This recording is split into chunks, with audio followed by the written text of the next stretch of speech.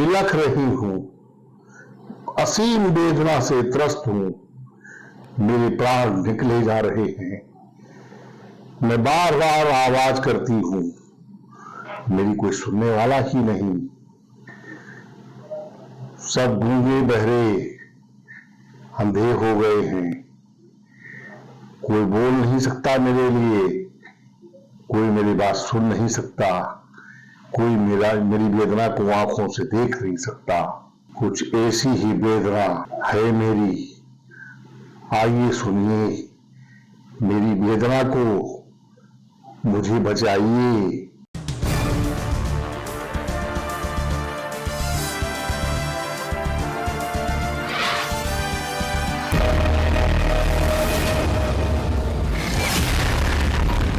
दर्शकों, आप देख रहे हैं प्रगम्य भारत का खास शो ज्वलंत मुद्दे।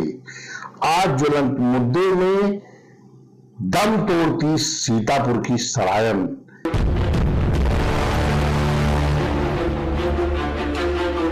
स्टोरी बना रहा हूं, इस पे किसी का वर्जन तो नहीं।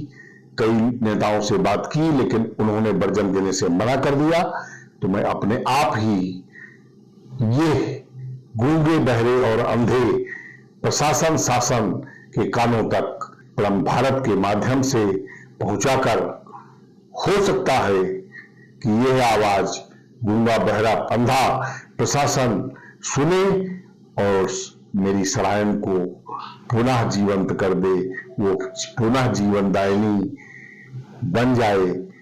यह मेरा अगर प्रयास सार्थक होता है तो मैं अपने जीवन को धन्य समझूंगा, सफल समझूंगा।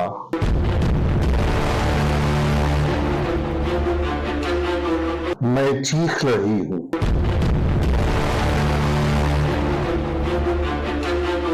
मैंने आप सबको जीवन दान दिया, आपकी प्यास बुझाई, न जाने कितनी गंदगी आपकी अपने में आंचल में समेट लिया। अपने जल से आपकी फसल का उत्पादन करा के आपका पेट भी भरा, लेकिन आपका जब पेट भर गया तो मानव तू मेरे लिए निरर्थक साबित हो रहा है। मैं वेदना से चीख रही हूं, चिल्ला रही हूं, मेरे प्राण निकले जा रहे हैं। न कोई समाजसेवी ध्यान देने वाला है, न सरकार कोई ध्यान देने वाली है, न कोई नेता सुनने वाला है। मैं अपनी वेदना किसे सुनाऊं? कोई तो सुन ले।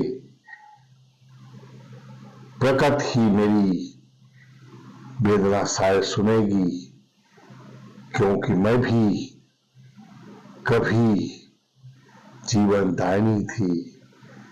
आज मैं अपने प्राणों को बचाने के लिए खुद त्राहिमाम कर रही हूं। देखता हूं कौन मुझे संवारता है, सजाता है और मेरे पुराने उद्भव को जीवंत करता है। मैं उसकी ऋणी रहूंगी। मैं आपकी सराहन हूं। कहा गया है कि वृक्ष कबहु नहीं फल भखे, नदी न संचय नीर, परमारथ के कारण साधुन धरा शरीर। तो परमारथ के कारण वृक्ष, नदी और संत ये सदा ही समाज के नाम पर बलिदान होते आए हैं, बलिदान होते रहेंगे। आप देख रहे हैं प्रगम्य भारत का खास शो ज्वलंत मुद्दे। आज ज्वलंत मुद्दे में सीतापुर से गुजरती सरायन की वेदना आपको व्यक्त कर रहा हूं। शायद हो सकता है कि कोई माई का लाल सरायन की वेदना कराहती, अंतिम सांस भरती और अपने वैभव को पुनः पाने के लिए लालायित ये सरायन की वेदना कोई सुन ले और हो सकता है कि इसे पुराना वैभव प्राप्त हो जाए। आइए आपको इसके कुछ दृश्य दिखाते हैं।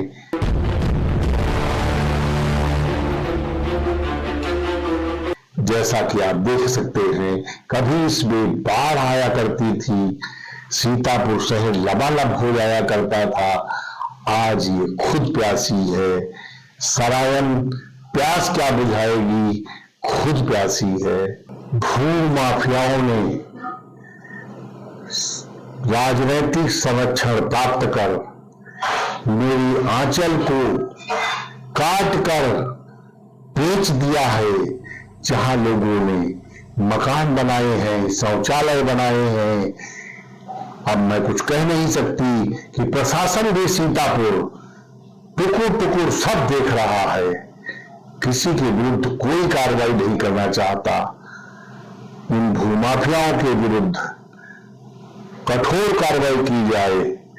मेरा प्रवाह जहां से शुरू है, योगी सरकार पुनः शुरू कराए और मैं अपने प्रादुर्भाव और उद्गम स्थल से पुनः जीवंत हूं।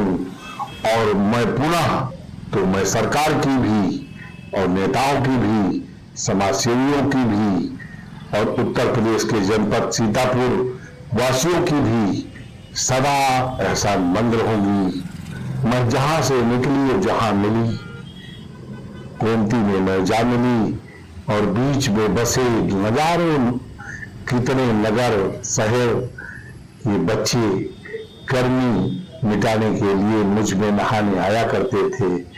मैं उनकी जीवनदायिनी थी। वो मुझे प्रणाम करके स्नान करते थे। आज मैं खुद ही दम तोड़ रही हूँ। आज मुझे वो बचाने के लिए वो बच्चे नहीं आते कि जिनकी मैं गर्मी और प्यास मिटाती थी। ये दुर्भाग्य की बात है कि समय बड़ा बलवान होता है।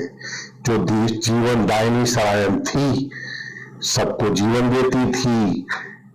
यहाँ के बच्चे जो आज नेता बन गए, अधिकारी बन गए, उनके बचपन को ये गर्मियों में स्नान कराती थी, उनके लिए किलकारियां भराती थी। वो भी आज पलटकर इसकी वेदना की तरफ नहीं देखना चाहते। ये सराय नदी है या नाला है, इसका स्वरूप देखकर आप खुद ही अंदाजा लगा सकते हैं कि ये आज नाले का रूप ले चुकी है। भारतीय जनता पार्टी के निवर्तमान विधायक राकेश राठौर ने इसके संवारने, सौंदर्यीकरण के लिए अपने विधायकी काल में कुछ कार्य किया। लगा कि ऐसा कि सराय नदी का सौंदर्यीकरण और ये पूरा अपना वैभव प्राप्त कर सकेगी, लेकिन वो भी कार्यक्रम टाटा फिश हो गया। और प्रशासन सीतापुर का और शासन सरकारें, सब नेता, सब इसके लिए हाथी दांत ही साबित हुए। स्वयंसेवी संस्थाएं तो लूट का जरिया ही बन गई। उन्होंने इनकी इसकी तरफ मुड़ के नहीं देखा कि सरायन हमारी कहाँ है, जो कभी जीवनदायिनी थी। ये 1947 की आजादी के जंग में क्रांतिकारियों ने जब अंग्रेजों को खदेड़ कर मारना चाहा, तो इसने अंग्रेजों को पार नहीं होने दिया और क्रांतिकारियों ने वहीं पर देश के गद्दारों को मौत की नींद सुला दी। तो ये क्रांतिवीर भी है, क्रांतिकारी भी है। अब इसकी वेदना कौन सुनेगा? सदर सांसद कांग्रेस के राकेश राठौर पुनः अब सांसद बने हैं।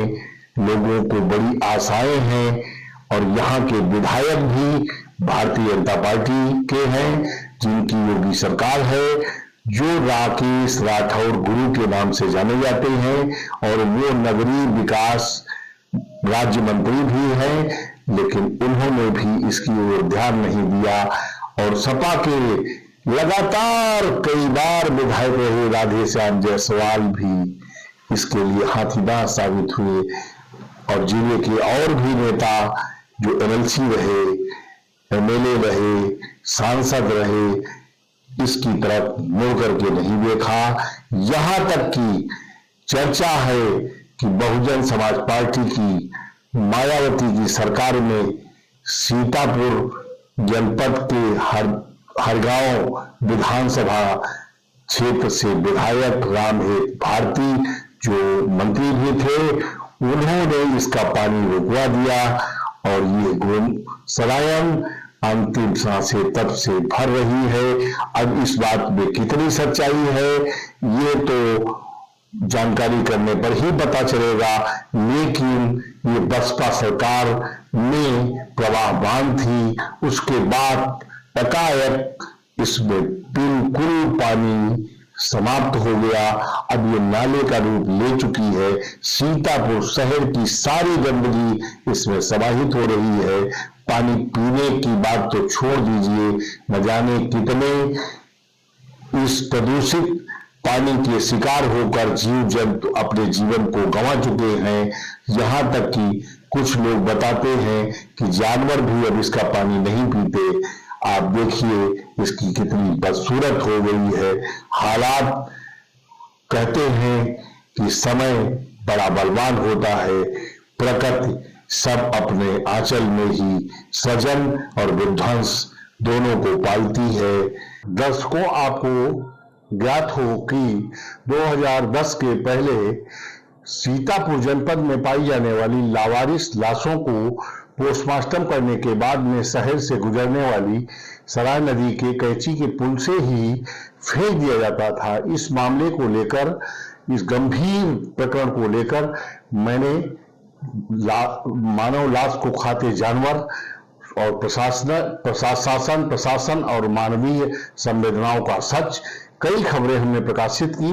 उस पर अमल करते हुए जिलाधिकारी और पुलिस अधीक्षक सीतापुर तत्कालीन ने एक आदेश जारी किया और आदेश जारी करके कैंची पुल से फेंके जाने वाली लावारिस लाशों को रोका और सीतापुर शहर से मधवापुर जाने वाले कंदवा खेड़े के पुल से लावारिस लाशों को फेंकना शुरू किया।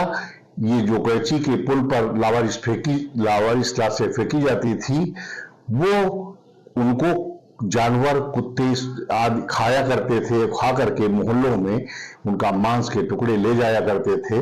इस बात की उन लोगों ने, मोहल्ले वासियों ने काफी शिकायत की, जिस पर मैंने इस खबर को छापा और ये कार्रवाई हुई। जब कोई व्यक्ति इस दुनिया को छोड़कर चला जाता था तो उसके परिजन सीतापुर शहर के गोपाल घाट शमशान घाट पर जाकर दाह संस्कार करते थे और मेरे आंचल में स्नान करते थे।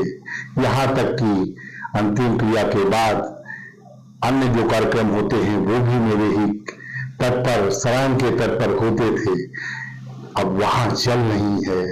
लोग जाते हैं, कार्यक्रम तो करते हैं, लेकिन नहाते घर पर आकर हैं।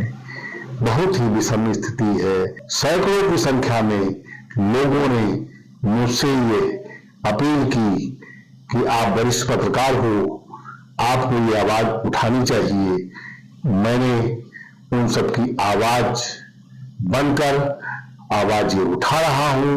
ये मेरी आवाज कितनी सफल होती है या असफल होती है ये तो आने वाला वक्त ही बताएगा, लेकिन संघर्ष परम भारत अवश्य ही करेगा। इसके लिए इससे अपना मुंह नहीं मोड़ सकता, क्योंकि मैंने नैमिषारण्य तीर्थ विकास परिषद गठन के लिए 21 वर्षों तक संघर्ष किया और अपनी पुत्री एक जो जन्म ली और मर भी गई, मैंने उसके साथ कभी होली दीपावली का पर्व नहीं मनाया।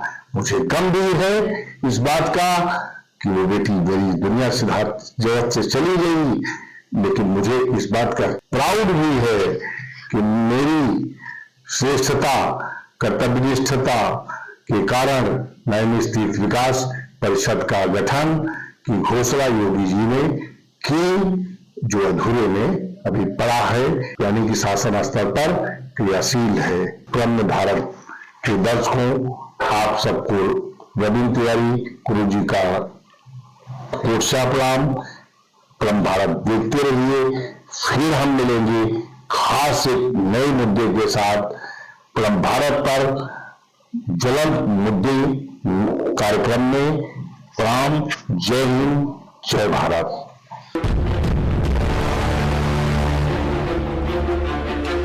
कार्यक्रम अच्छा लगा है तो इसे शेयर जरूर करें, लाइक और कमेंट करना न भूलें।